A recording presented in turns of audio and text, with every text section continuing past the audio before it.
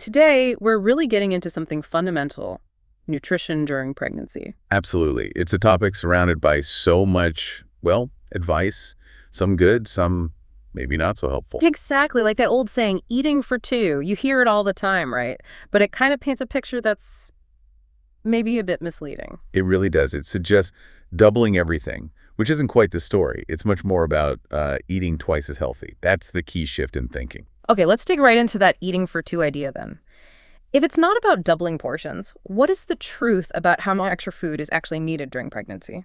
The extra calorie need is actually quite modest. We're talking maybe an extra 340 calories per day. Only 340, that's not a huge amount. Not at all. Huh? And that usually starts in the second trimester, maybe a little more in the third. Hmm. To give you an idea, that's roughly like a glass of skim milk and maybe half a sandwich. It's not a feast. Okay, that puts it in perspective. So definitely not double meals. Definitely not.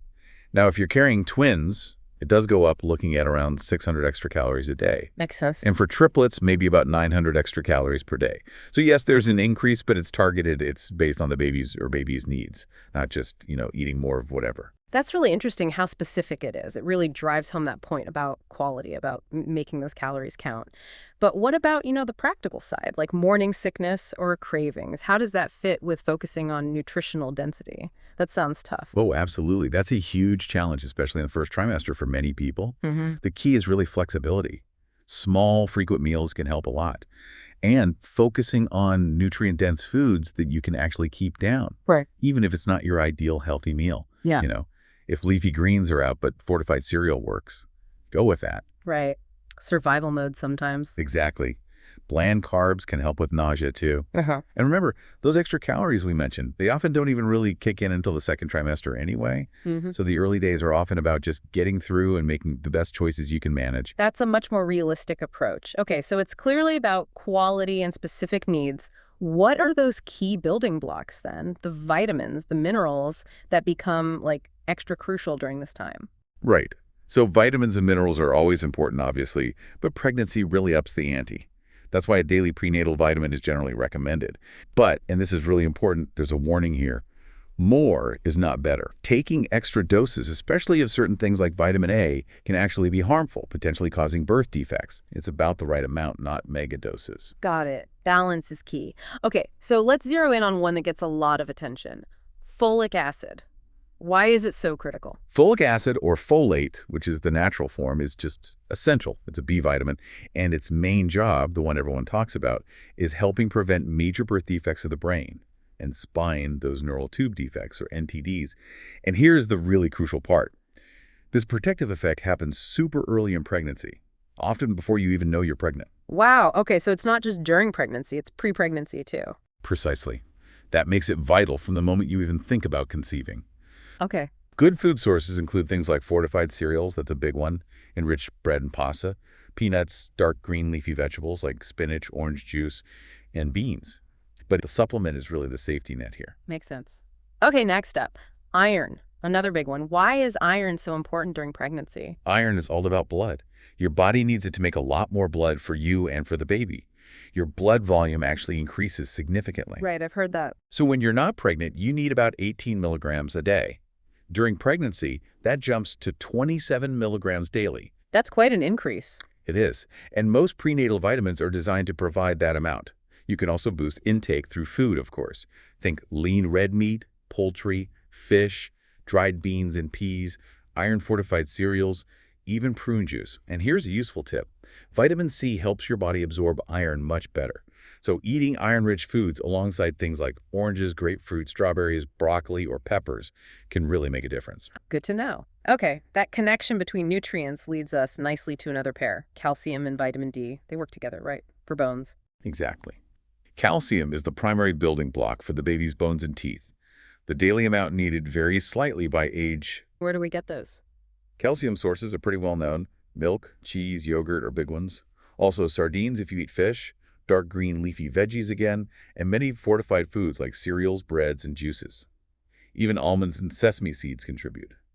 For vitamin D, some comes from sunlight on your skin. Food sources include fortified milk, fatty fish like salmon and mackerel, fish liver oils, and egg yolks. But is that usually enough? I feel like I hear a lot about vitamin D deficiency. That's a really important point. Many people actually don't get enough vitamin D, especially depending on location, skin tone, and sun exposure habits. So if blood tests show low levels, a supplement is often necessary during pregnancy. Diet and sun might not cut it. Right. Okay, now for one that might be less familiar to some folks, choline. What's the story with choline? Choline is gaining more recognition, and rightly so.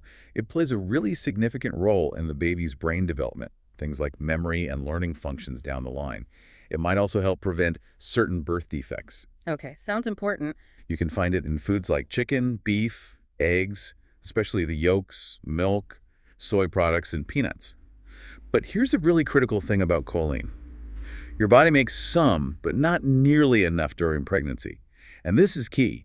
Most standard prenatal vitamins do not contain choline, or not enough of it. Really, it's not usually in prenatals. Generally, no, Right. which means you really need to focus on getting it through your diet or possibly consider a separate supplement if needed. It's definitely something to be aware of and maybe discuss with your provider. Wow, that's a huge takeaway. Good to know. Okay, moving on to omega-3 fatty acids. We hear about those for brain health all the time. How do they fit in here? Omega-3s, especially DHA, are indeed vital for the baby's brain and eye development both during pregnancy and after birth. Fish is a fantastic source. But you can also get omega-3s from other places like flaxseed, either ground or the oil walnuts, and even some vegetables like broccoli, spinach, and cauliflower, though the amounts are smaller. So fish is good, but there's that whole mercury issue, right? Exactly. That's Yeah. the crucial balancing act. The general advice is to eat about 2 or 3 4-ounce servings of fish or shellfish per week. They provide great nutrients. However, you absolutely need to avoid fish known to be high in mercury because it can harm a developing baby's nervous system. The ones to steer clear of are big-eye tuna, king mackerel, marlin, orange roughy, shark, swordfish, and tilefish. Okay, good list to remember. What about the broader B vitamins and vitamin C? What's their general role? Yeah, the whole B vitamin family, B1, B2, B6, B9, which is folate, B12, they're like the body's energy crew. They help convert food into energy for you, support the baby's development, help with vision, and are involved in building the placenta. Your prenatal should cover these pretty well, but food sources like liver, pork, chicken, bananas, beans, and whole grains also contribute. And vitamin C. Vitamin C is your immune system supporter, helping keep you healthy.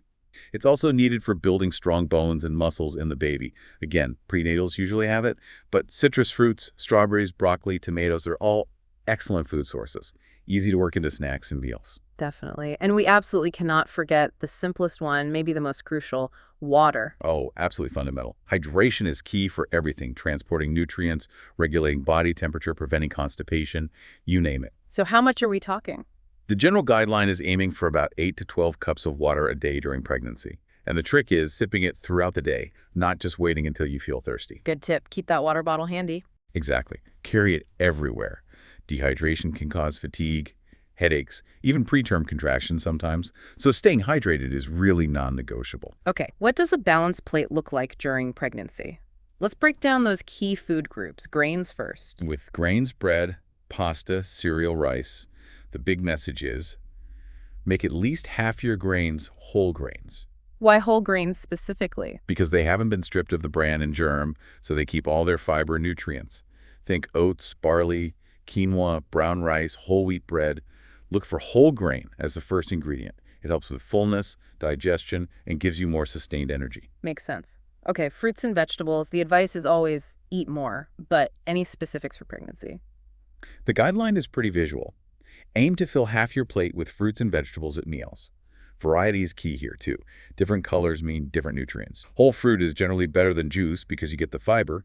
For veggies, dark leafy greens are great, but really, all kinds count. Raw, cooked, canned, mix it up. What about protein? Protein is crucial for building everything baby's tissues. Your own body changes. Aim for variety here, too.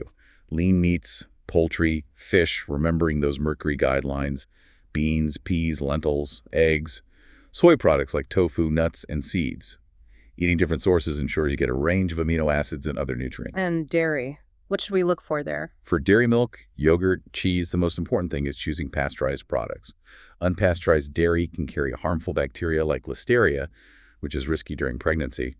And opting for fat-free or low-fat versions, like 1% milk or low-fat yogurt, helps manage saturated fat intake while still getting that essential calcium and vitamin D. Right, pasteurization is key. Okay, lastly, oils and fats. They sometimes get a bad reputation, but they are necessary, aren't they? Absolutely necessary. They provide energy, help build a placenta, and are critical for the baby's brain and nervous system development. The focus should be on getting most of your fats from plant sources. Like what? Things like olive oil, canola oil, nut oils, avocados, nuts, seeds, and olives. These contain healthier, unsaturated fats. You want to limit solid fats like butter, lard, stick margarine, and the fats found in fatty meats and processed foods, as they're higher in saturated or trans fats. And what's really interesting is how all these meal planning pieces focusing on whole grains, fruits, veggies, lean protein, healthy fats directly support that other critical part of a healthy pregnancy: appropriate weight gain. Ah, yes, the weight gain aspect. It's definitely not a one-size-fits-all situation there, is it? How much does your weight before pregnancy influence the recommendations? You hit the nail on the head. It's highly personalized. The amount of weight you're advised to gain depends almost entirely on your body mass index, your BMI, before you got pregnant. So, for example, someone who was underweight beforehand needs to gain more. Someone who was already overweight or had obesity is advised to gain less. It's all about finding the right balance for your individual starting point. Which really highlights why talking to your doctor or midwife is so important. Absolutely. They can give you those personalized targets. Generally speaking, though, in the first trimester, those first 12 weeks, weight gain is often minimal. Maybe just 1 to 5 pounds total, sometimes none. And like we said, no extra calories are usually needed then. Then, in the second and third trimesters, for someone starting at a healthy weight, the average gain is roughly half a pound to maybe 1 pound per week. But again, those specific numbers for total gain and weekly rate really vary based on that starting BMI and whether it's a single baby or twins. And meeting those later calorie needs, the extra calories should come from healthy choices. Yes, exactly. That's where those nutrient-dense snacks come in handy. Think a handful of nuts, a cup of yogurt, some fruit. It's about adding quality, not just empty calories. So why is managing weight gain within these recommended ranges so important? What are the actual risks if someone gains, say, significantly more than recommended? That's a really important question. Gaining too much weight during pregnancy is linked to several potential complications for both the mother and the baby. For the mother, risks include developing high blood pressure or a more serious condition called preeclampsia. There's also a higher risk of gestational diabetes and preterm birth. Okay, those are significant. They are. And for the baby, excessive maternal weight gain increases the chances of the baby being significantly larger than average. That's called macrosomia, which can lead to difficulties during birth, potentially birth injuries, and a higher likelihood of needing a cesarean delivery. Wow. So managing gain is really about reducing those risks. What about gaining too little? Gaining too little also carries risks, primarily the risk of the baby being born too small or prematurely. Both can lead to health challenges for the newborn. It all comes back to working closely with your healthcare provider. They can help create a personalized nutrition and exercise plan, monitor your progress, and make adjustments. It's interesting, sometimes gaining a bit less than the guidelines might be okay or even beneficial, particularly if someone started overweight, as long as the baby is growing well. It's all about that individual monitoring. That makes sense. It's about finding that healthy balance for your specific situation. Okay, this has been incredibly insightful. We've really seen how the focus shifts from just eating for two to eating twice as healthy, prioritizing nutrient-dense foods over simply more food. Right, quality over quantity. We hope this deep dive has left you feeling more informed and maybe a bit more confident navigating nutrition during pregnancy.